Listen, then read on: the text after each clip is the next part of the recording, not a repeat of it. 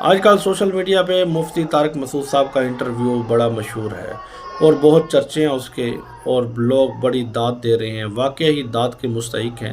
اس anchor نے مرزا جہلمی کا بھی انٹرویو کیا اور بندوں کا بھی کیا۔ انہوں نے جب اپنے پہ بات آئی تو بڑے تذبذ اور بڑے غصے کا اظہار کیا اور بڑے اچھل کے آتے تھے، پر جب مفتی صاحب نے بڑے تلخ سوالوں کا جواب بھی بڑے آسان انداز سے اس کو دیا اور قرآن و حدیث کی روشنی میں بہت پر اثر جواب دیا، تو پر اس میں یہ تھی کہ ایک بات جو ایجوکیٹڈ لڑکیوں کے بارے میں، کہ ایجوکیٹڈ لڑکیاں کس طرح لوگوں کا جینا حرام کر دیتی ہیں۔ وہ ہر اس مرد کو پتہ ہے جو گھر سنبھال رہا ہے، جو کما رہا ہے۔ آج عید کا موسم ہے تو آپ دیکھ سکتے ہیں کہ مرد نے، کمانے والے نے شاید کپڑے ہی نہ بنائے ہوں، جوتے بھی نہ بنائے ہوں، پر اس عورت کی مطالبات اور خواہشات ہی پوری نہیں ہو رہی۔ اپنے گھروں کا موازنہ کریں اور دیکھیں کہ کس طرح یہ جینا حرام کر رہی ہیں، آپ کو اندازہ ہو جائے گا۔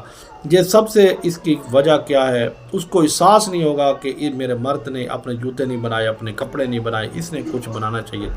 اس کو اس کا کوئی احساس نہیں، اس کو اپنے مطالبات سے، اپنی خواہشات پوری کرنے سے اور اپنا من چاہی زندگی گزارنے پہ تلی ہوئی ہے۔